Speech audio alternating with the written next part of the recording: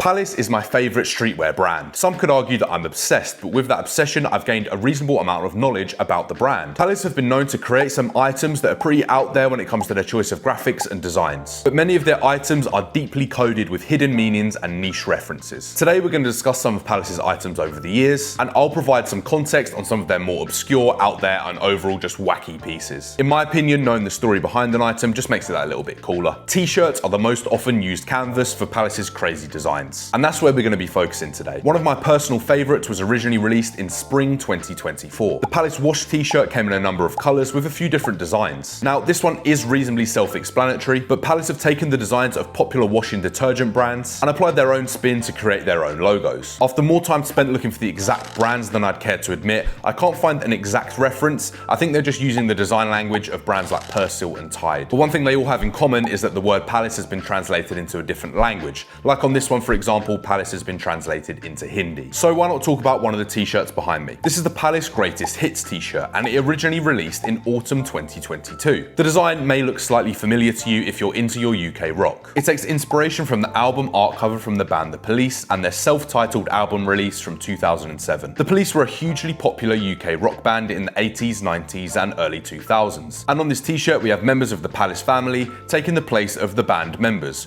with Lucien Clark, Danny Brady and Rory Milanes of Palace taking the place of Sting, Andy Summers and Stuart Copeland. And the words The Police from the original album cover have been aptly changed to The Palace. It's a pretty niche reference in the grand scheme of things, and I'd imagine that it would fall on deaf ears when it comes to the majority of Gen Z or the Asian US market that Palace typically sell to. Next up, let's take a look at this t-shirt from spring 2023. This is the Palace Shopper t-shirt, and it released in a number of colours, with the logo remaining the same throughout. Now if you're from the UK and of a certain age, then you may recognise this logo, although to be honest with you, it is pretty niche. If you don't recognise it, then fair enough. The design makes reference to the UK budget convenience store brand Happy Shopper, which was mostly around in the 70s, 80s and 90s. The logo they used up until the year 2000 before it was changed and then discontinued is clearly the design reference Palace used when dreaming up this one. In typical Palace fashion, they replaced the word happy with Palace and made some alterations to the face seen in the original logo. In winter 2024, they released the sponsor t-shirt. Now this is one of many examples of Palace's more on-the-nose references to other brands. Palace have actually become pretty famous for this over the years, with the most popular being the Chanel and the Hermes t-shirts, which were ultimately given a cease and desist order. It's a really interesting story, but that's one for another time. The sponsor t-shirt features multiple recognizable logos. On the front you'll find a P in the recognizable font, which is of course used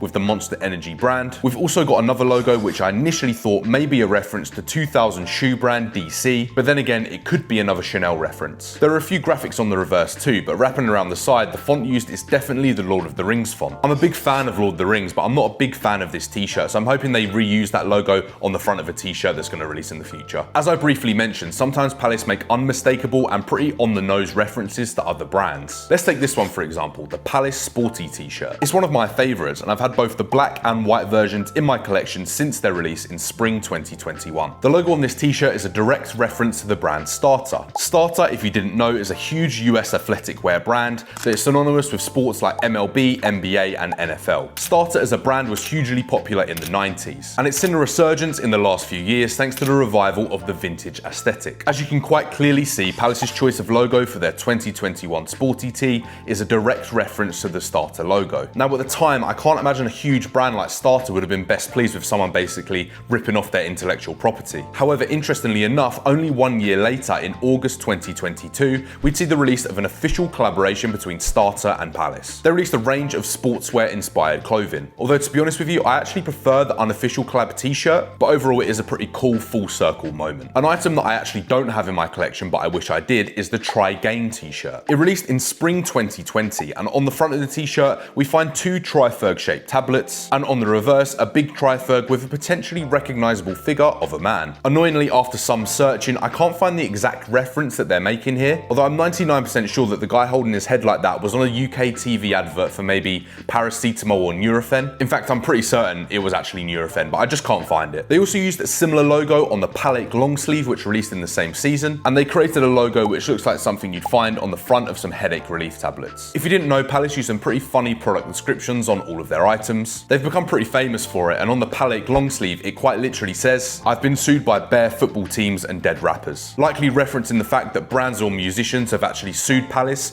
for the use of their intellectual property liability or copyright infringement, and that they were potentially expecting the same thing to happen with this t-shirt, being sued by a brand like paracetamol or Nurofen. Now, there are literally hundreds of items that I could choose from Palace's catalogue that all have secret meanings and hidden references. But for the sake of this video, I think I'm going to stop here. If you enjoyed this video enough, then I'll definitely do some more in the future. There are some super niche or in-depth stories regarding some of Palace's more controversial releases, or just straight up copyright infringement that would definitely make for a good video. So if you want me to talk about that in the future, then show some love on this video, drop a comment and a like. Thank you very much for watching, and I'll see you soon. Peace.